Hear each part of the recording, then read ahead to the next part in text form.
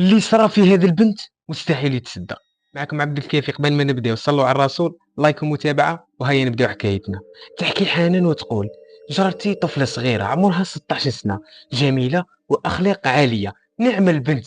كانت تجينا للمنزل وتحكي مع امي، وكانت امي تبغيها بزاف وتعتبرها كانها بنتها الثانيه، بما انه انا الطفله الوحيده عند امي. هي فاتت الايام وانقطعت علينا، ولات ما تجيش للدار، حتى بعثتني امي نسقسي عليها. رحت لدارهم وسلمت على امها ودخلت وبديت نسقسي عليهم. ومن بعد سقسيتها علاش رانيا ما جاتش عندنا، ما توحشتناش، واش بيها، واش كاين، زعفانه منا.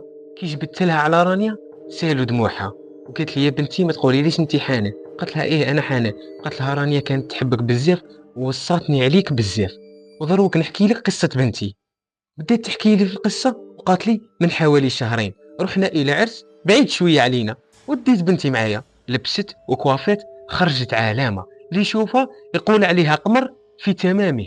المهم رحنا سهرنا، وكي كمل العرس رجعنا للدار، وكامل حكمنا بلايصنا ورقدنا. في نص الليل نسمع واحد يبكي ويعيط، حتى نفيق نروح نشوف نلقاها رانيا في حاله خلعتني.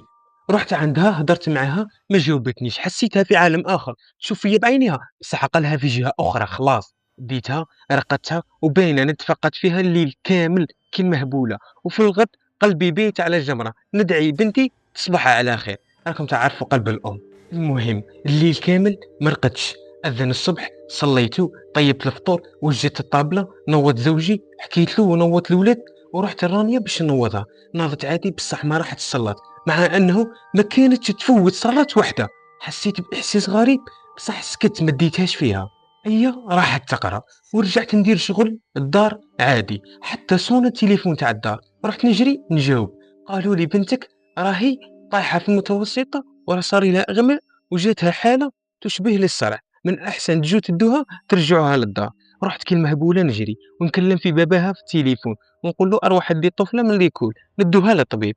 جا باباها ودينا الطفله للطبيب. كي ديناها للطبيب، الطبيب اللي شافها قال لنا باللي درنا لها تحاليل، والراديو حاليا ماشي كل النتائج متوفره، بصح الحمد لله ما كانش حاله خطيره. ومن بعد ديت رانيا للدار وخليتها ترتاح في غرفتها، ورحت نكمل في الشغل تاع الدار. وفجاه نسمع حاجه تكسرت في غرفتها. رحت عندها نلقاها مرايه كبيره مكسره، وهي خايفه وداخله في قنت ركن من اركان المنزل، وتقول لي: يا يما حاجه راهي تلحق فيا، حاجه راهي تلحق فيا. ولقيتها في واحد الشوك ما تقدروش تتخيلوه. ومن بعد قعدت معاها فتره وبدلت لها السوجي، وقعدت نحكي معاها، ضحكت شويه وخرجنا من الشومبره، وخليتها في الصالون رقدت شويه. وفي هذيك الليله صرا شيء ما كنتش كاع نتوقع فيه. رقدت ولادي الصغار ورانيا رقدت في غرفتها، ورحت رقدت بعد ما طمنت عليهم جميعا. بعد ساعتين او اكثر، مانيش متفكره الوقت بالضبط. المهم حسيت وسمعت واحد العيطة تاع صوت مرعبة من الغرفة تاع بنتي رانيا. رحت نجري أنا والزوج تاعي نلقاوها رانيا بشكل مخيف، عينيها خارجين، وجهها صاد بالعكس، وفمها معوج وتعيط، والصوت ماشي صوتها. في هذيك اللحظة أنا دخت، لكن الزوج تاعي بدا يقرأ في القرآن، ويقرأ ويقرأ. ومن بعد خلالها القرآن في المسجلة، وبيتين حذاها حتى رقدت. ومن هذيك الليلة بدأت المعاناة، وبدأت رحلة البحث عن الرقاة كل يوم. المهم نجيب راقي، وكل راقي يجيب لنا مواد زيت زيتون مرقي، وهذا السدر وهذا ماء مرقي. المهم ما كاش تحسن، ربما تحسن قليل، يعني ما كانش الأعراض المخيفة اللي كانت عايشتها تاع فمها داير وجهها مقلوب، لكن ما زالت مشي طبيعية.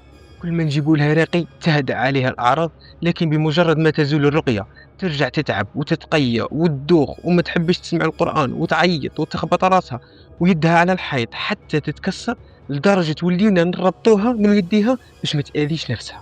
وبعد ما زادت الأعراض عند رانيا، ولات في حالة يرثى لها، تخبط راسها على الحيط، والزروقة في لحمها، ولات تتنفخ مرة من رجلها مرة من البطن تاعها، الدوخ، والقرآن مستحيل تسمعه. مهم حوالي مدة طويلة وإحنا نجرو بها، هذا سبيطار هذا راقي، هذا سبيطار هذا راقي. الطب ما لقاوش المرضى تاعها في التحاليل، والرقاة ما فهموش الحالة تاعها. ولات في حالة من ذهول، تبكي بدون سبب، وحتى ماهيش في العالم تاعنا. والديها مرضو من التخمام وخايفين بهذه الحالة يفقدون البنت تتيحهم، راكم تعرفوا الخوف تاع الوالدين على ولادهم، وظلوا متمسكين بأي أمل. راحوا للرقاة من ولاية لولاية ولكن ما كانش نتيجة. وفي يوم من الأيام راحت خالتها زيارة لولاية واد سوف. سمعت ثم بريقي مشهور يجوه الناس حتى من الخارج باش يرقوا عنده. حكموا موعد باش يجيهم حتى للدار، لأنه الطفلة ما تقدرش تسافر حتى لواد سوف وهي في ذيك الحالة. هيا جا اليوم الموعود اللي يجي فيه الراقي للدار عندهم. في ذاك النهار تحكي أم رانيا وتقول: رانيا في ذاك النهار حكيت معايا آليز نورمال، كانت جيعانة وكانت باغية تاكل. هيا رحت للكوزينة نطيب لها حتى نسمع في عيطة في حياتي ما سمعتهاش. رحت نجري للشومبرة تاع رانيا، خلعتني، كرشها منفوخة وعينيها حايلين ورجليها منتفخين. أول مرة نشوف رانيا في ذاك المظهر. هزيت التليفون نعيط لباباها نلقاه عند الباب مع الراقي. طاحت رانيا في الأرض وعيطنا للإسعاف باش يجوا يدوها. نهار اللي داوها سمعنا بخبر وفاتها. يعني هذاك الجني نهار اللي عرف باللي هذا الرقي قوي وراه جاي يرقي في رانيا قتلها وقتل روحه معاها.